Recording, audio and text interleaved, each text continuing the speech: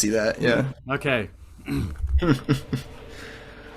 All right, welcome all. I'm very happy here to introduce a very talented young man, Nathan Asher Sherman, and I want to shout out to the Cummings grant for making this possible, and for the Jenks Center for hosting this thing, and for my wife for basically encouraging me to do this. This is probably the 7th edition of our Composers Corner, and I'm very happy to have this talented young man tonight. He happens to be the son of an old friend of mine back from my MIT days, going too far back. I won't even talk about how far back that is.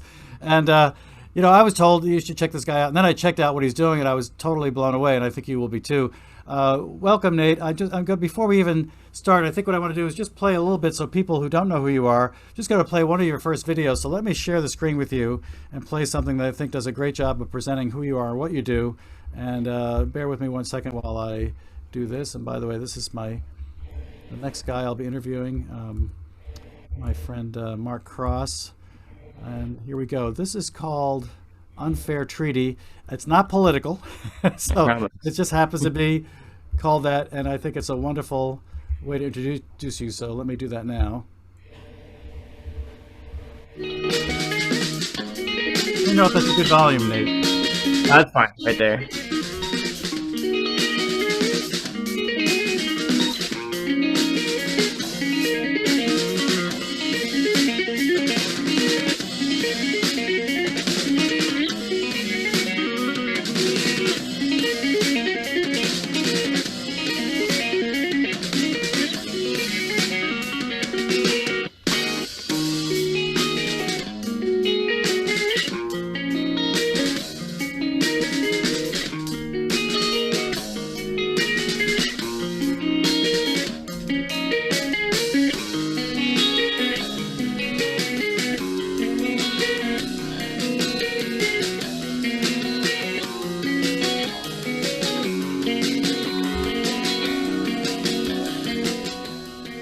I just love that style. Just a very, very accomplished and versatile.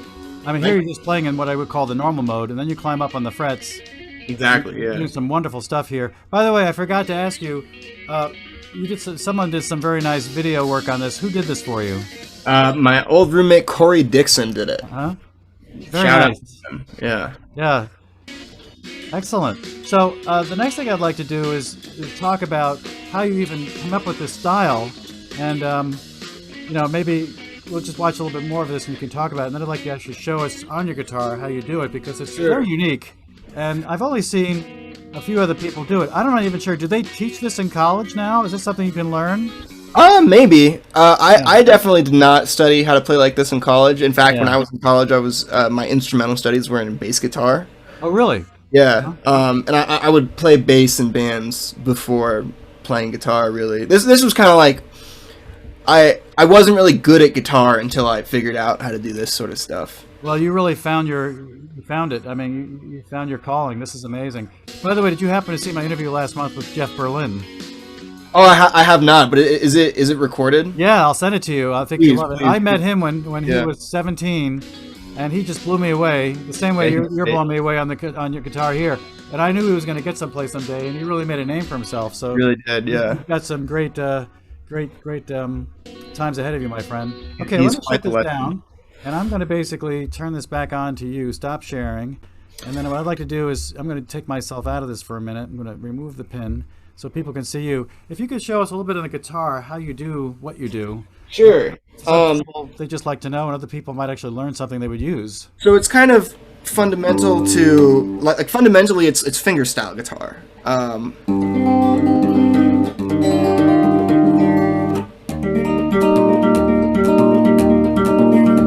That's a typical way people play, right? Yeah. Yeah. And then you know, like I'll add what is often referred to as tapping or touch style guitar.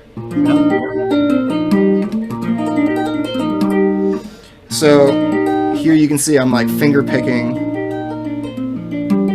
and going into sort of the tapping motion. So you're tapping and finger picking, and even your left hand does some snapping of the strings at times, right? Yeah, so like for example here. Yeah. With my pinky. It's actually making a note. Yeah. There's a note in there. That's great. Yeah, I and then I'll have riffs where like I'm sort of tapping with both hands. Yeah, yeah, that's amazing. You can play incredibly fast riffs that way that just blow me away. That's Yeah, wonderful. That's you can wonderful. go fast. That's what I like. Yeah, yeah, and you cover a lot of notes. That's very nicely done. Yeah. Good. Well, thank you for that. I'm going to then play something else here. Let me get back to share mode, and I'm going to play. I've lined up a few things here. So this next one is something that let me get it at full screen so I can change here. I'm going to take this one down. Now, this is one I think that you did. Um, this is one you have a whole visual thing going on, Right. which I really love. So let me put this in full screen mode to get the full appreciation of it. And then, well, actually, maybe I can't do that until I start it. Hang on a second. This is, I don't know why I can't get to the bottom of the screen right at the moment. Hang on. Here we go. There you go. Okay. So.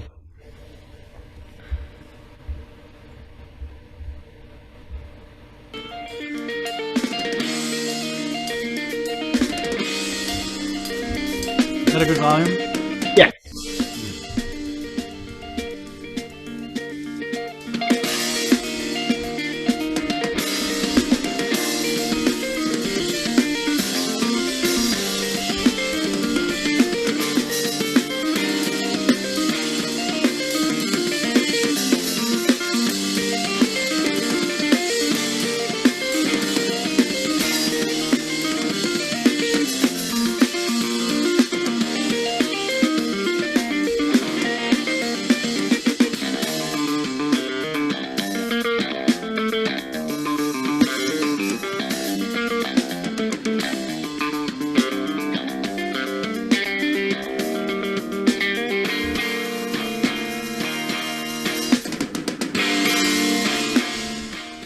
We're going to bring down the volume so we could talk about this. I just absolutely love this choreography with flowers. Who did this work for you?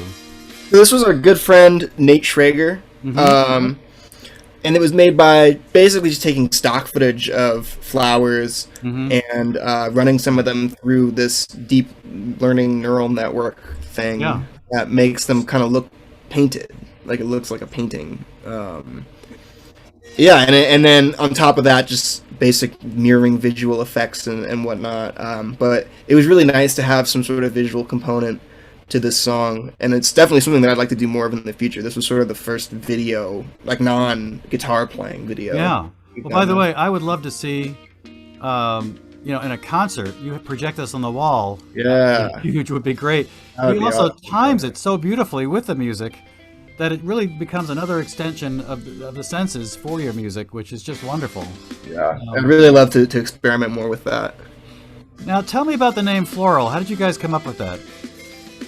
So, well, I wanted it to have, I wanted this band to be something sort of botanical, and my first choice was Botanist. Okay. But there was already a band called Botanist. Yeah. There was already a band called Florist.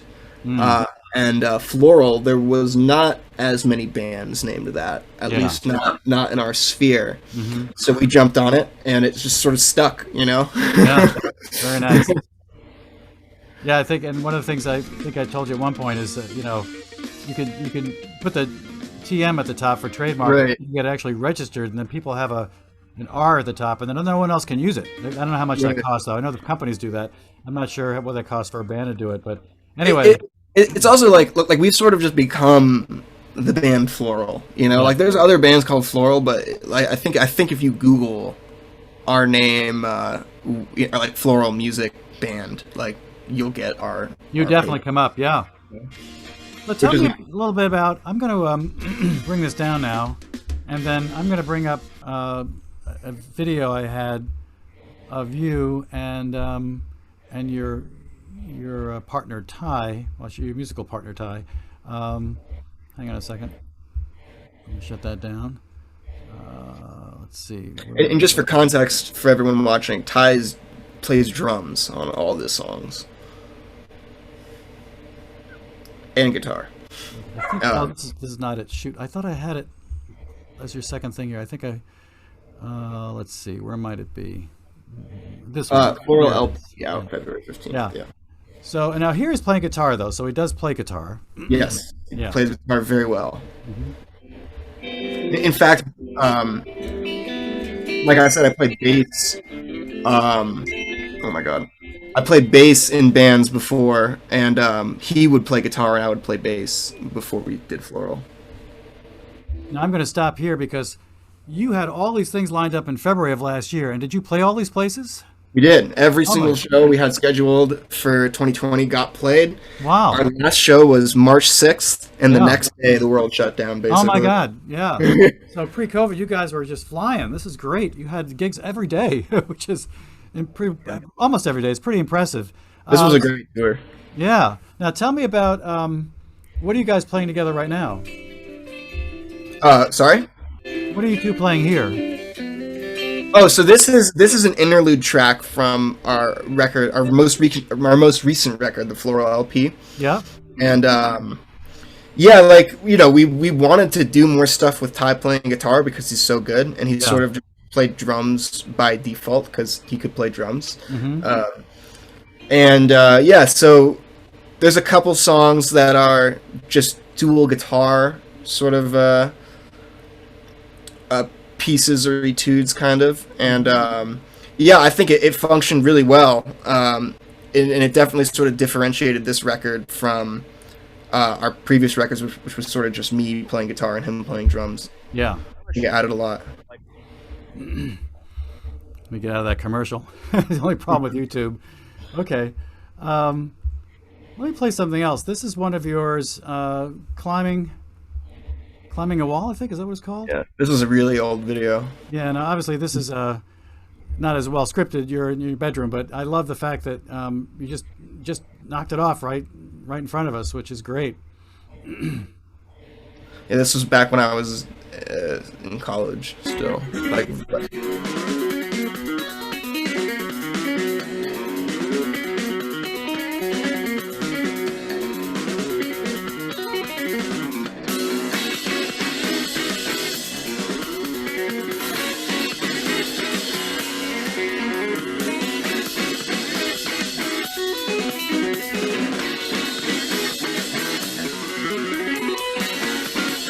I get goosebumps right there.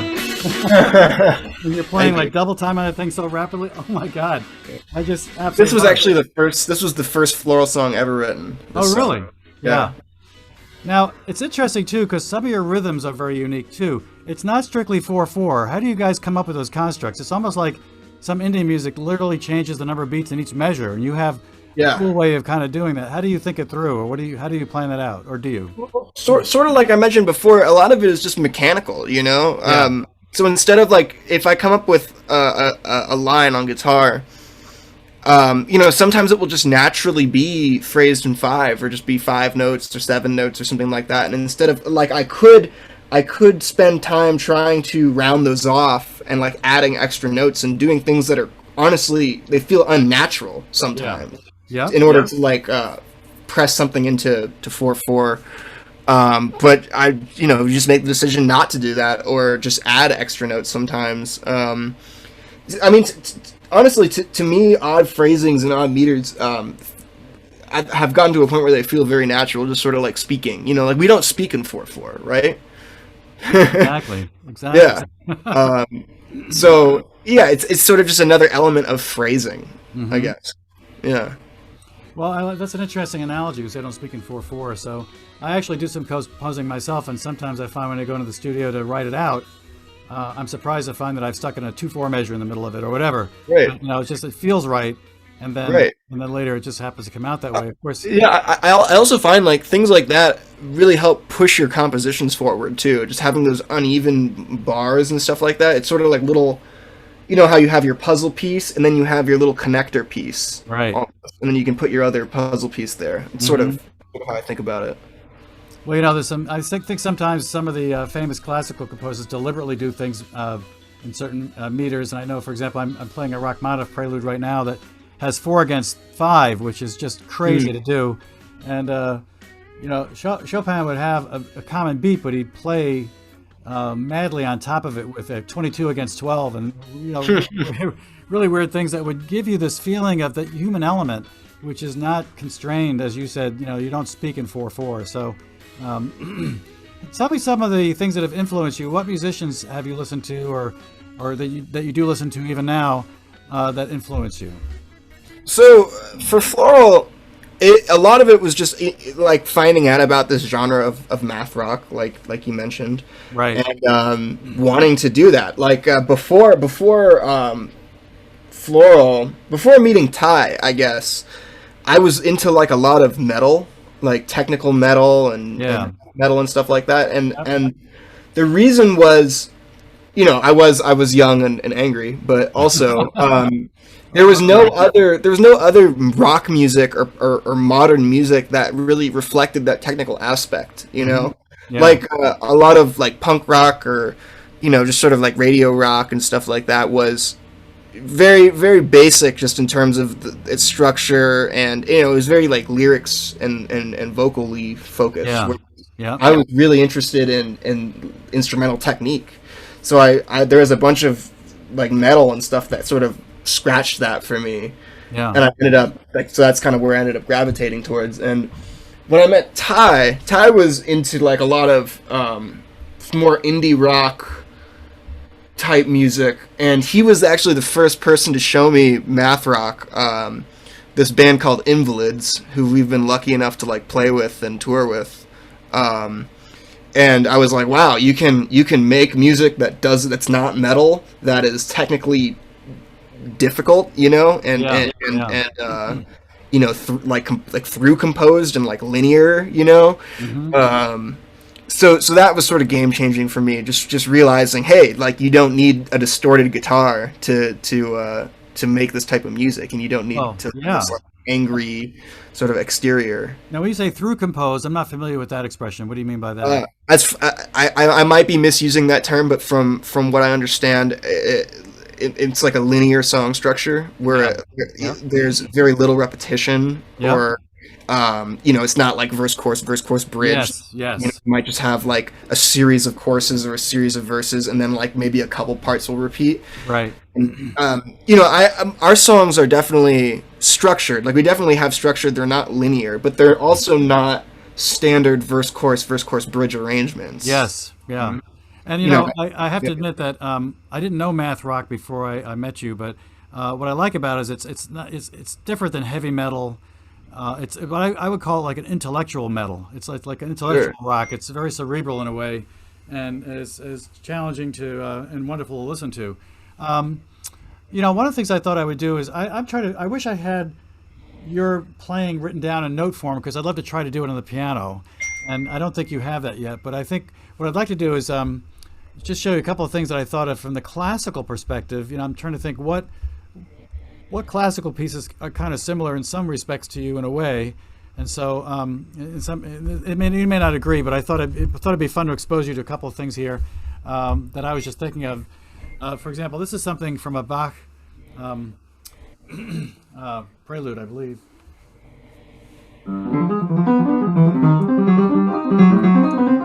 He's just doing these things in diminished that are amazing. Mm-hmm. This is something. Very impressive. Yeah, this is a little part of something out of a Debussy. Let's see if I can get this right now.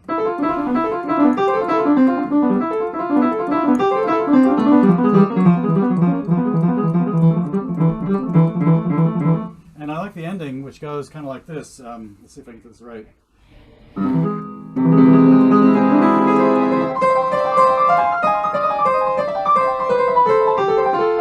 Now, what I love about this is Wow. he's got like a note repeating the other note, like after the fact. Yeah. So it's kind of funny. Which is an interesting effect. It's a texture, is what it Yeah. is. Yeah. And then the final thing I'll play is something I just learned recently, which is the Aeolian Etude by Chopin, that has 8 notes, but only one of them is highlighted, so you get this melody woven into it, and it's called the Aeolian Etude.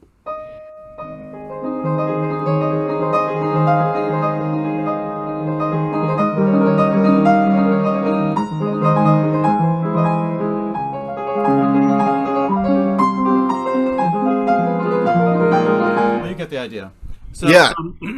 So That's there's beautiful. all kinds of possibilities, and I'm thinking, I could see all kinds of possibilities with your technique and influence of other musical concepts of doing all kinds of great stuff as you continue to grow and do stuff going forward. And I don't know if you care to listen to any of this stuff, but if any of that intrigues you, I'd be glad to. Please send it to me. I'd be Yeah. glad to send it to you, including I have some of my own compositions. This one quick thing I'll show you that I did that has this kind of a theme to it.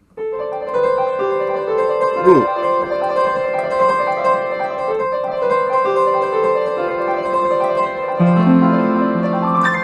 So there's Oh, little that's really awesome. That's beautiful. So I think this.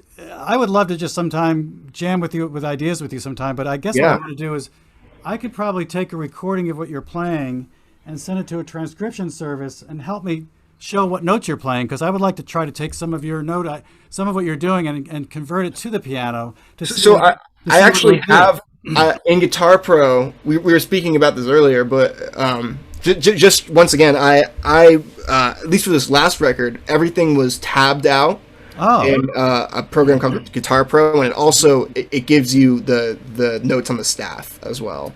Excellent. It might not be formatted. I think it might just be like double treble clef, Right. or just in treble clef. So you're gonna get like a lot of notes that are just way down there. Yeah. So it might not look great, but they're there, and I can send you some PDFs if you're interested. Yeah, that would be fine. I would love to do that. I think some of our viewers might like it too. Kind of what you were playing. We have this one riff.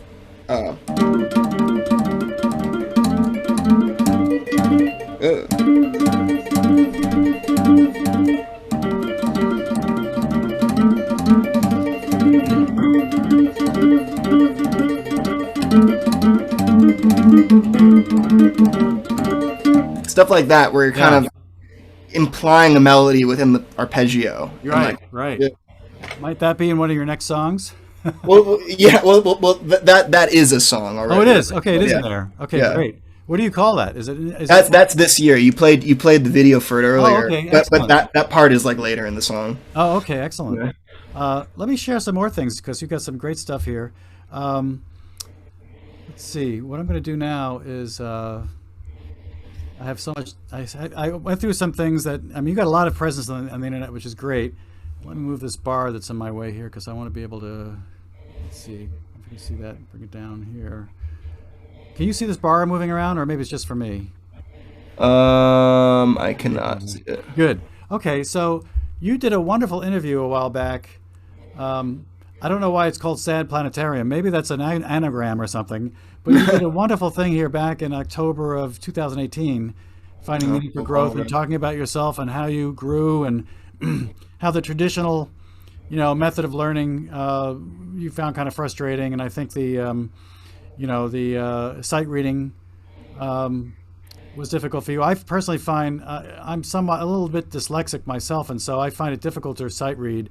I can't see, I can't tell where the B and the D, what's a B or a D, and if there's ledger lines as well, I really have to slowly trudge through it, But Right. I have a facility on the piano, and once I learn something and know it, I don't need to look at the notes. So that's how I do it. I'm the same way. I Yeah. interviewed a guy a few months ago that knows nothing about music and yet writes beautiful music, doesn't even know the chords, the keys, or anything. And so, we all have different skill sets. You found your calling in your versatility in the guitar, and clearly that will lend itself to some of your work. Now, we played Unfair Treaty. This is from your second album. Actually, Yes. I think this is the reverse. Here's your first album, is in here someplace, I think, isn't it? We were showing before was my second album. Okay. I think I have your first. That's the first one. That's Just your Flow. first album. We Yeah. played Climbing the Wall. Do we play Picture of a Flower? No. I thought I might play a little bit of that.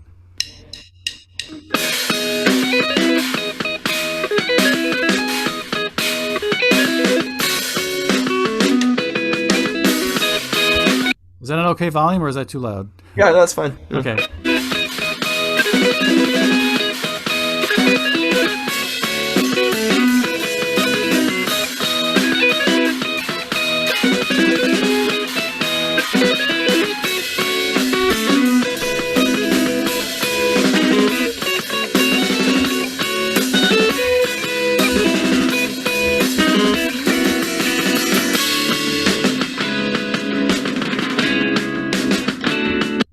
love about that is the beat seems to be all over the place. But when I watched you play live. I watched a recording of you playing live, and your audience is just rocking to it. They are really Right.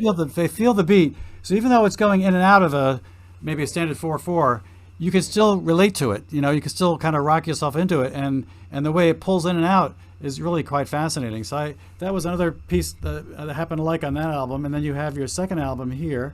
We played some of that. Now I wanted to ask you. I think you told me there's some interesting stories behind some of these. So Marsh Partition is actually an anagram for a different word, right? For Spirit Marathon, yeah, both those tracks are anagrams of each other's names. Oh, okay. And I didn't know that until maybe about 3 years after we released the record. Ty named the songs, and I was like, "You sneaky." What's the first word? What marathon is it? Spirit. Spirit Marathon. I love it. And what was the other one that was an anagram? Oh no, there's not another one that's an anagram, but a shepherd's bum fit. Yeah, what is that? Oh man, I wish I could find that video. I'll send it to you, and you should put it in the chats. Okay. Yeah. So a shepherd's bum fit. A bum fit is actually a unit of measurement for counting sheep, which is just the funny. I think it's like either 7 or 5 sheep or something like that as a bum fit. That is great. I love and then you have another song called Spirit Marathon. I see what you're saying. Yeah. Marsh Partition and Spirit Marathon are they're using their anagrams. That's great. Yeah. And Unfair Treaty we played already. And I like you have French for Vignette, which I guess could be also said French for Vignette. Some of these titles are a lot of fun, and I just love the way. In fact, I think I'll play a little of this one. Ty is very clever with words.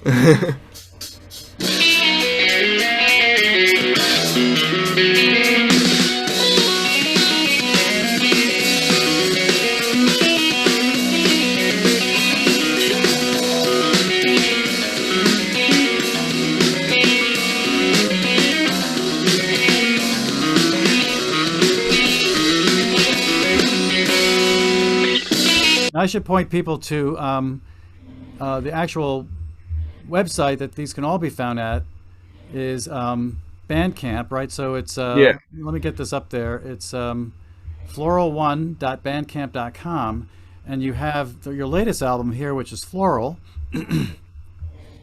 And then you have the other albums on the side. You can click into these and get the things that we just got. I am really fascinated by the fact that you can actually sell these not only as vinyl records, digital, vinyl, digipack CD, and also cassettes, which I blew me away that you could buy a cassette of this. So people are doing that again, huh? Yeah, I mean, we wouldn't do it if people didn't want it, Yeah.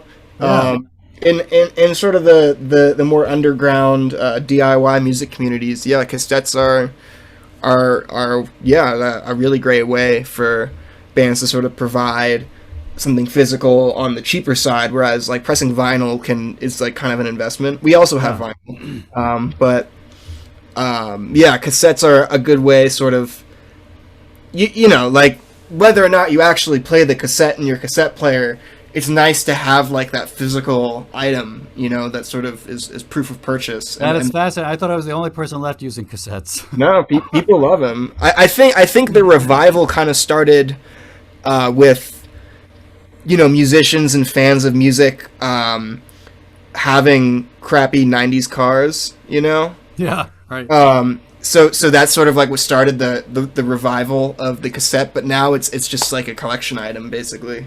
But no 8-tracks, I assume. No 8-tracks. However, someone did bring us an 8-track that they had made. I love it.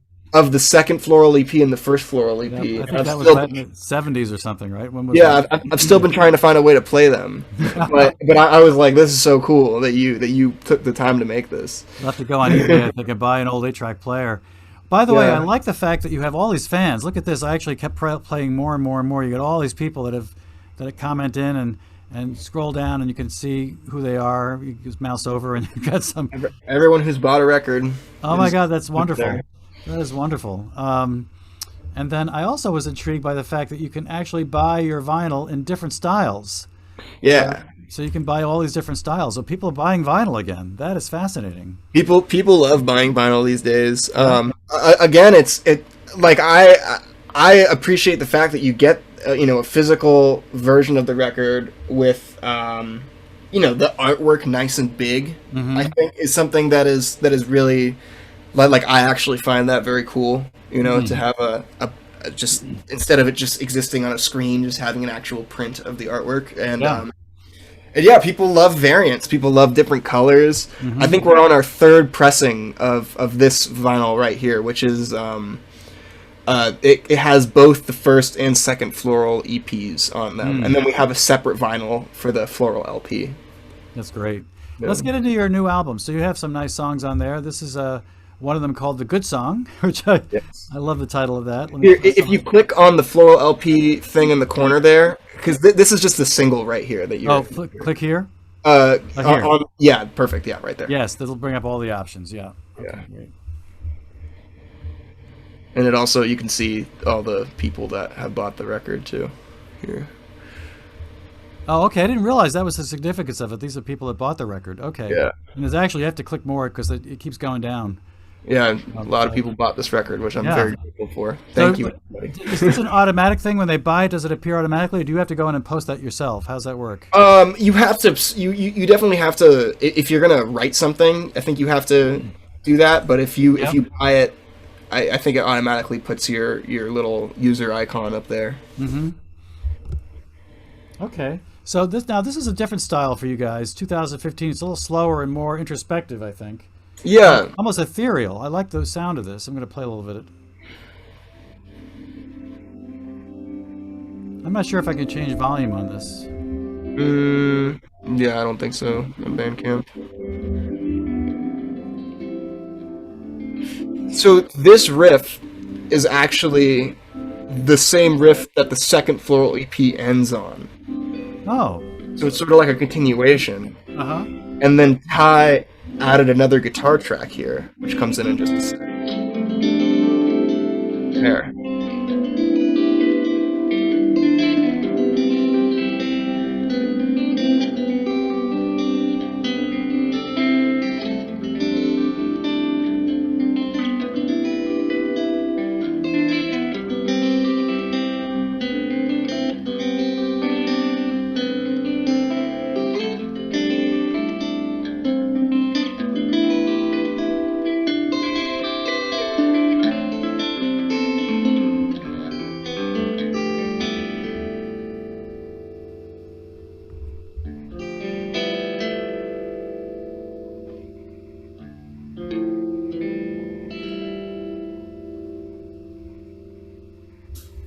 There's something nice too about having a kind of a laid-back, cerebral, kind of just a restful song, and then having some of the high-energy stuff.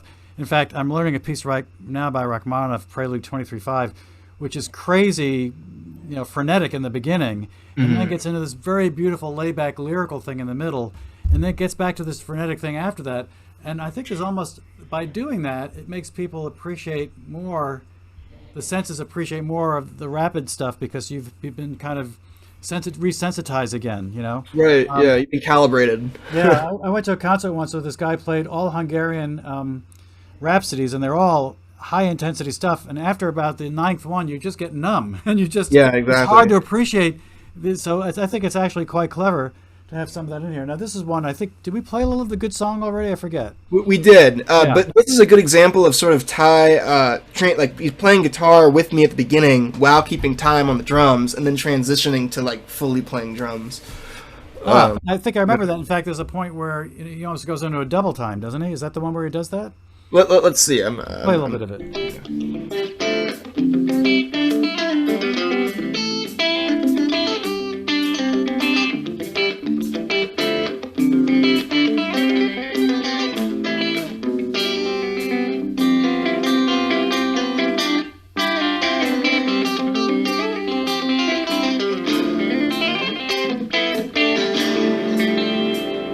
And then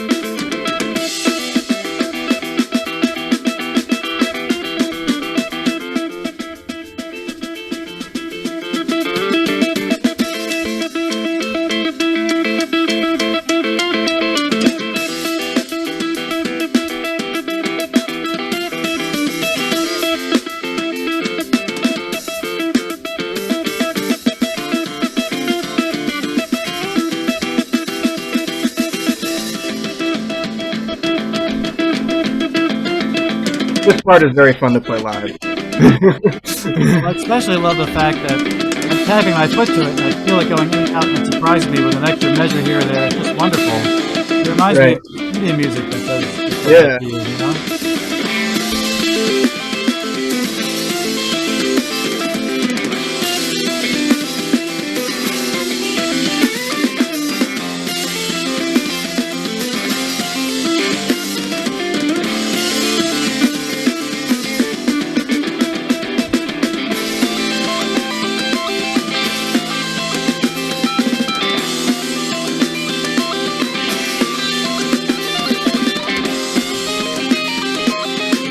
Modulation here a little bit.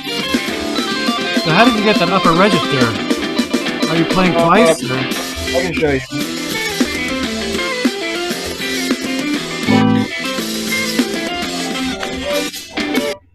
Here. Actually,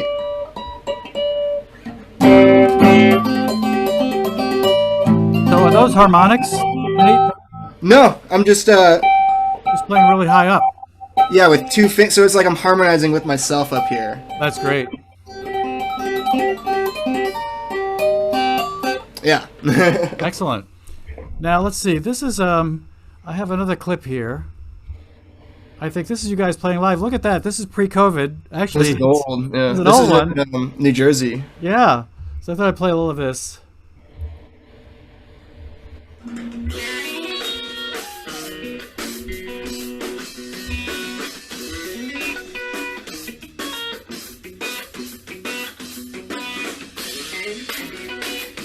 Shout out Franklin.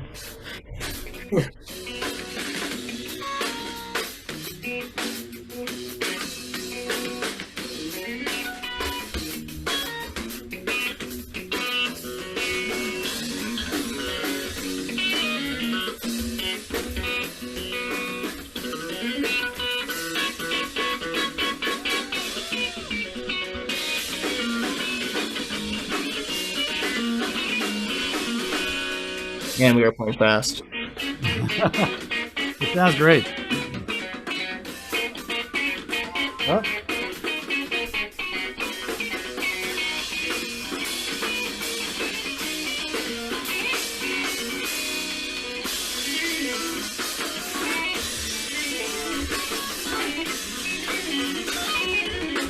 By the way, I find that's a challenge. I'm going to lower this. That's a challenge for me, I find, when I'm playing something in public. I tend to play faster than I intended to. And some of that might just be nerves or whatever at the moment, so I almost have to get into this. We've definitely gotten better about that. Yeah, this is very early. This is like 5 years ago. Yeah. You guys have come a long way. Well, maybe 4 years ago, whatever. It's a while back. There's a video of us playing our first like big stage at a festival. Uh-huh. And we are just blasting through the set. Like we were so nervous. I hear you. Well, that's great. Let me see. I have let's see. I have another one here. Where? Okay, this bar is getting in my way all the time. I got to find a way to move this bar out of the way. It's driving me nuts here. Come on, bar. You can't see this bar, right? Good. No, I cannot see the bar. Yeah. So this is another live one. This is more recent, I think, right? Yeah, this is like 2018, I think. Yeah. What are you playing here? What piece is this? This is from our new album. Yeah. Oh, great. This was actually the first song. Like this was the first thing we showed in general from our new album. Yeah. Yeah.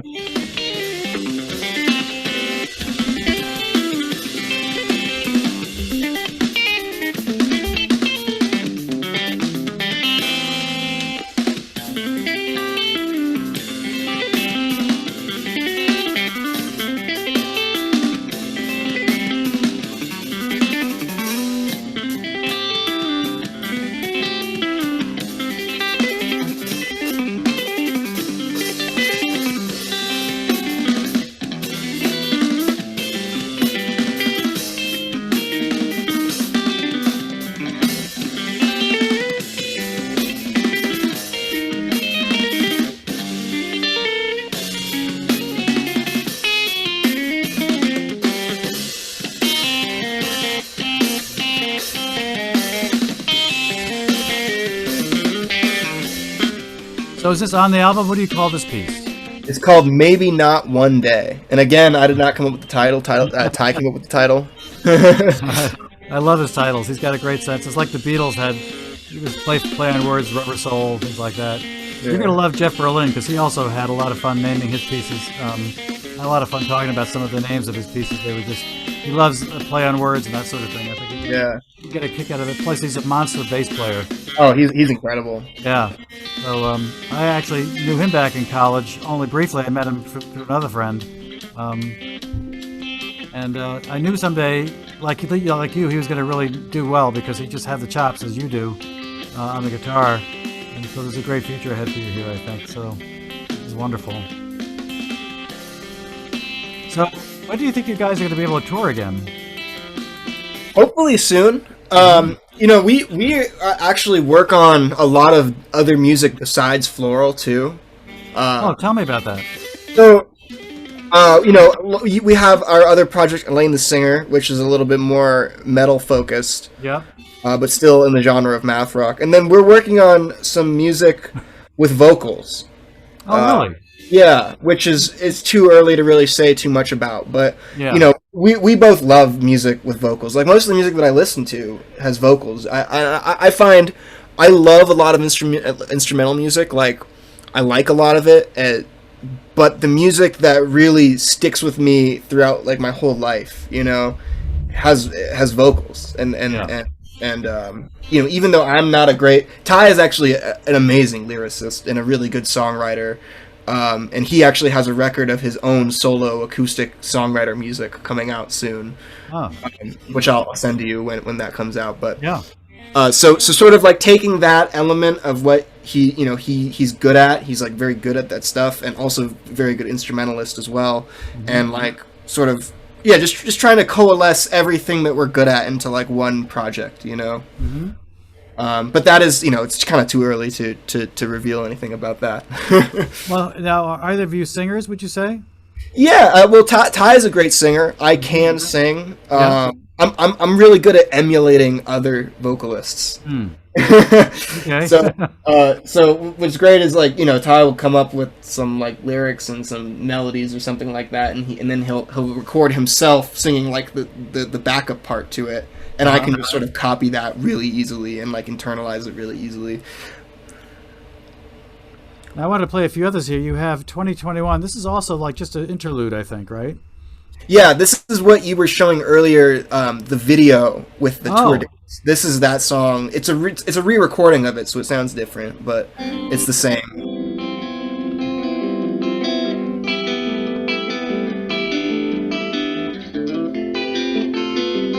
This was done obviously in the studio, so it's very clean, right? Very pretty. Nice room mic studio.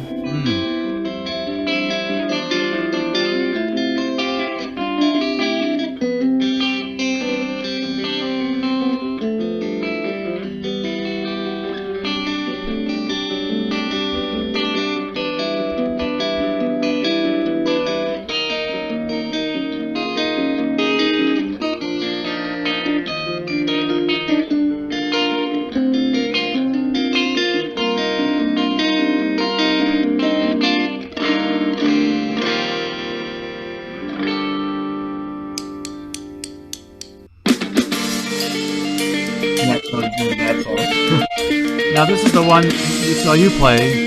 This is the one with the video. The video, but now this is you in the recording studio, right? Yeah. I love this piece. Yeah.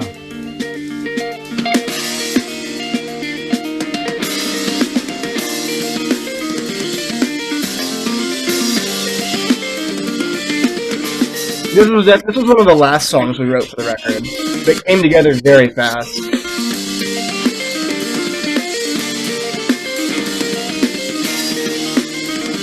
I would love to see a video of how you guys work on a song, just figuring out where the breaks are and how to do it.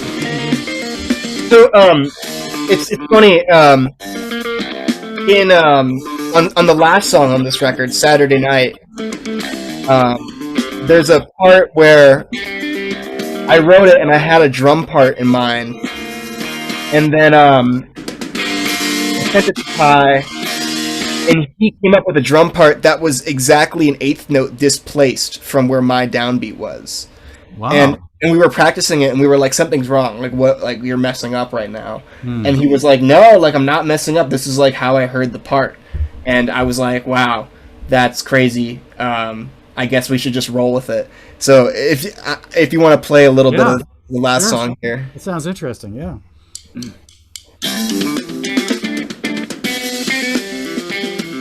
Here,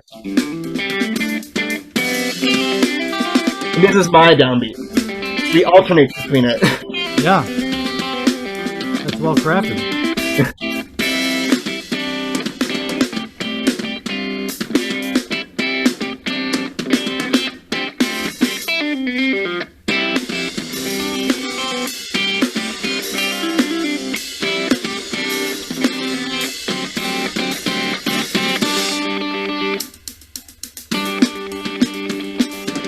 Anyway, so there's like funny little challenges like that where like as soon as something isn't normal, it kind of opens up a world of possibilities, and yeah, you can come up with a drum part that is an eighth note displaced from where I feel the downbeat, and it can be very confusing sometimes, but really rewarding to figure out.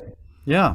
So let's talk more about the whole process of how you got to where you are today, because I know you and Ty didn't start from like junior high school. You did other things before you met Ty. True. Yeah, so well, kind of like what I was talking about earlier. My very early background was playing in like metal and hardcore bands. Yeah. And like I was really into like that sort of music. I was in this a metal band called Graveborn, which it was like a technical band, and I was playing bass, so it was really rewarding, like learning how to play. Like we had some songs that were like 7 minutes long and stuff like that, and like really learning, how to play well, rather than just, playing like AC/DC covers or whatever, and learning to play original music too. I think was important. Like it's always been very important to me to play original music. I think, even though I love and there's absolutely value in learning other people's songs, but what I personally find inspiring about music is like composing and writing songs, even more so than like technical ability. Like even if I didn't know how to play guitar like I do, I would still be writing songs, I think. So yeah, definitely like learning to play metal and hard songs that are long and have a lot of different parts, and like learning that memorization, I think was pretty fundamental. And then I started taking guitar lessons from a fingerstyle guitar player named Stevie Coyle, who my mom knew. And years later, it's funny, me and Ty learned that he also had that same guitar instructor. Oh, really? Yeah, so it was kind of a funny coincidence. But Stevie Coyle definitely sort of cemented that fingerstyle technique into me. And like I sort of realized that I liked playing guitar like that. And then after that, I was, getting more interested in going to music college. And to prep for that, I started taking lessons from this Palo Alto guy named Michael Finley, who showed me this guitar tuning. And he was sort of more of like a jazz fusion guy, like really, really, really good musician and like improviser, and definitely more along the lines of like academic preparedness, and really like, whereas before I didn't dive into theory that much until I met him, and he was like all about learning theory, all about learning chord scales and stuff like that, and that was really important. Like sort of, I was really like scared of it almost at first, and he sort of showed me like, hey, it's not so bad. Like you can actually overwhelming. Yeah, but yeah, like he was like, you can be good at this. Like don't let yourself get in your own way about this stuff. Like. And like that was huge for me, like just sort of having that fundamental understanding of theory. But yeah, and then he showed me the guitar tuning, which his brother used to play in. I don't know if I said it this time around, but it's CG CG CG, as opposed to normal standard guitar tuning, and that really was what allowed me to like flex on guitar, I guess, and sort of it real like it that combined with the fingerstyle stuff that I had learned earlier sort of really opened up like a whole new world of possibilities, and I finally felt like I was playing well. You know, like before I was not playing. I didn't feel like I was playing well. I was playing like chords, and it was hard for me to like improvise and Right. stuff like that in normal guitar tuning. But yeah, as soon as I put all those pieces together, it was like, wow, like I could just play like this and be good. You know, Yeah. like, wow, like just Really do my good. own thing. And so you have, really found your calling in this in terms of how you play it. Is it because it's repetitive in the tuning that you can visually image how the chords lay out better, or is it just the way the fingering works or both? I think it is a bit of both. It's the hand positions. Like, you know, I know that if I play two strings up, I'm going to get an octave up. Yes. You know, like, just really quick, like, I can play a major chord, and then right above that, a fifth above that, I have the seventh.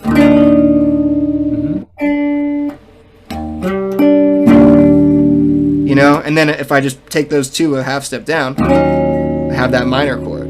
Yeah. You know, and then you have like different positions if you're rooting it off of the second string. Now, can you help us deconstruct an actual riff that you do? Because even though you were showing us it was still so fast that I couldn't see what you were doing, kind of note by note. We're just trying to get a feel for. So for Unfair Treaty, like you brought up here. So I start like on this chord. Again, I couldn't really tell you the name of the chord, That's but all right. Yeah. I know it's you know, in the key of C. Yeah. At least. So that's the first sort of little section. So the first four notes or so are just strummed, and then the next few are hammered on or whatever, right? Or, yeah, they're tapped. So that's the finger picking section, just that little, and then wow. So that's the last four notes are like touched. You touched them in. Yep. Yep, and then so that's the second little phrase. I'm just taking that chord and I'm like imposing a different root on it. You know, which is a nice little progression there. And I'm using a lot of the same notes again, but just in with different inflection instead of this slide thing there. I'm going. And then getting that like super high note up there, which is just right there. You know, I don't have to go over here to get it, which is where kind of it would be on a normal guitar. It's like you actually have more range, lower and higher than normal guitar. So just within one hand position, you can get way more notes. Yeah. Well, and you know, not everyone has. We're all wired somewhat differently. I think you and I talked about this before this session, but you know, some people, for example, experience music so differently. I have a friend, in fact, your dad knows this guy too, who's got perfect pitch. I could play any 10 notes on the piano. He could be across the room with no way to look at the keys, and he could tell me exactly every note. And I can't do that. That's not. I don't process music that way. No. In fact, for me, I'm learning a piece right now by Rachmaninoff. It's got a really pretty section in the middle. And what's fun about it is it's the same melody twice, but the chords under it, in my mind, the way I process it, it sounds like a different melody. Check this out. It goes.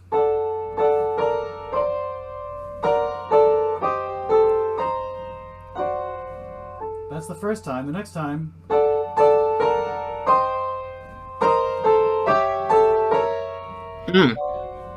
To me, it sounds like a different melody. It's the exact same melody. Yeah, absolutely. It's just the chords under it change the whole underpinning of it. And the frame of reference gets all confused for me. For Phil, he totally knows it's the same melody. For me, I sense it almost like a whole nother level. It's like a whole different tonal voicing, timbre, or whatever. It's like completely different. And so, you know, the way music affects us and the way we process it is very differently. And one of the things you and I talked about is, you know, people that, like my wife, for example, can hear the same thing all day because she's not really processing it musically the way I am. If I'm listening to the same thing all day, it would just kill me, you know. But and I'm very affected emotionally by music. She not so much. I mean, she can enjoy it, and there are some people I think that really don't even care about music at all and just don't enjoy it.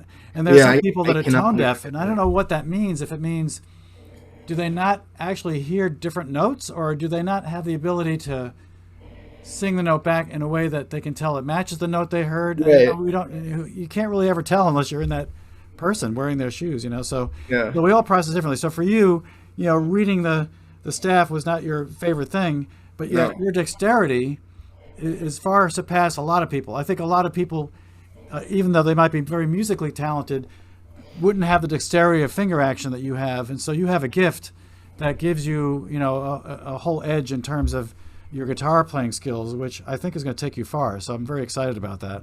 Thank you. It's been a nice journey. Yeah. We've been able to do a lot of stuff because of this band, and like very grateful for those experiences.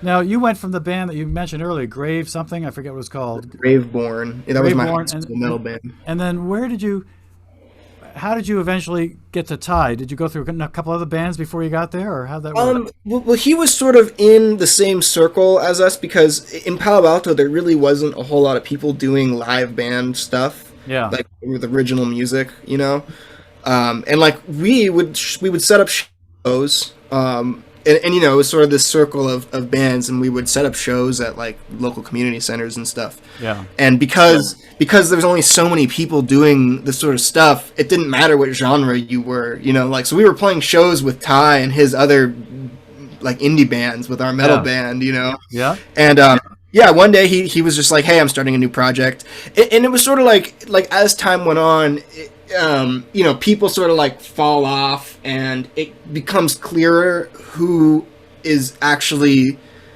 who wants to like do music, Who's committed? Yeah. Yes. And it sort of like came down to us at one point, and Right. he asked me to join a project of his called Parent Guardian, where he was like, songwriting and playing guitar, and I was playing bass. We had a drummer, and then eventually it just turned into the two of us. And I had, he had shown me like all this new math rock music, and I was like, this stuff is cool. Like I'm inspired by this. I want to learn how to do this. So sort of that with the tuning, like I knew in the genre of math rock, people tuned their guitars differently. Like that was a pretty normal thing for people to do.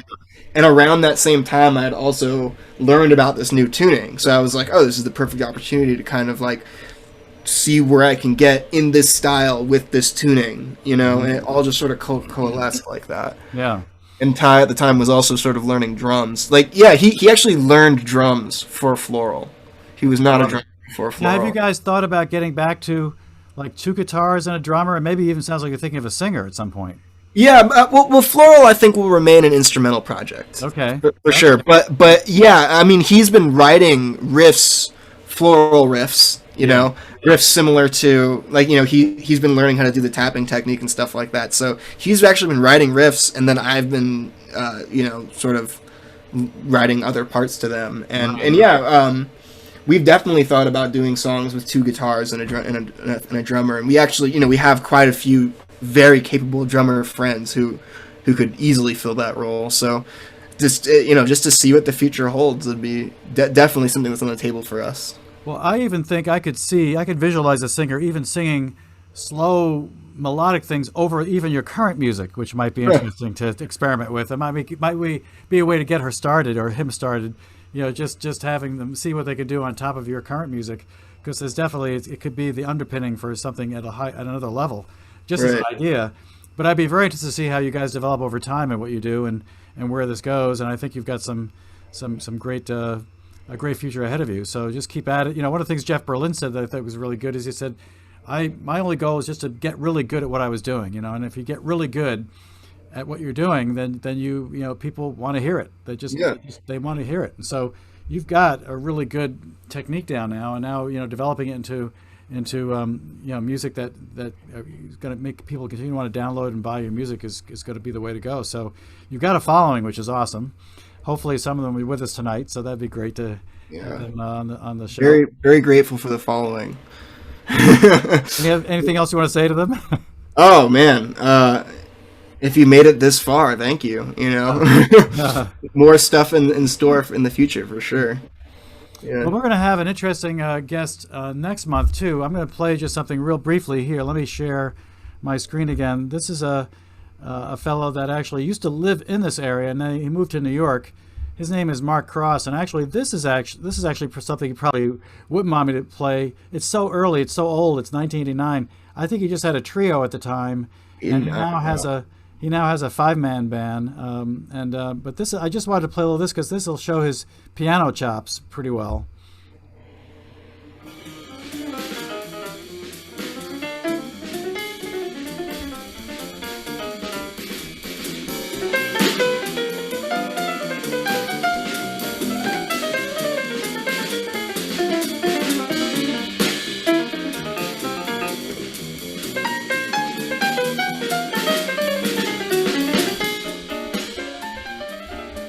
Anyway, very talented guy. We're going to have on next month. I'm very excited to have him on the show. You've been very kind, Nate. You're working at this incredible place right now. And so as a result, we had to pre-record this. But hopefully you're going to be able to join us for a Q&A at the end. Yeah. Which would be great. And I really appreciate your time. Do you want to just mention a few words about what that company does? It's in the cell sorting space. So that's pretty exciting stuff. You may need to edit that. It might be under NDA. I'm not sure. Oh, really? Yeah. Oh, well, I mean, it's online though. So. Oh, do they say they sort cells online? Oh yeah. Okay. If they say they sort cells online, then then we're fine. Yeah, that's how I know. I checked it out, and so So I mean, that is a whole phenomenal thing in itself. So yeah, I never thought I'd fall into the engineering adjacent workspace. Yeah. But here I am for the time being, and I've been enjoying it. Well, we all have to pay our dues, right? So I mean. Right. I feel very lucky to have this job right now, especially as someone who has little to no background in engineering. Coming from a purely music background, like formal music education. Right. But growing up in the sphere of my dad, who I've definitely picked up some engineering mentality, if anything, Yeah. And I've been enjoying the work for sure. That's wonderful. Well, I have to tell you that I was just reading about Stevie Nicks, who is in that band, and then the famous Fleetwood Mac, and then the famous song Rhiannon, which made her famous. And I remember sitting when I was your age, or maybe a little younger, sitting in a room with a bunch of friends listening to it coming out.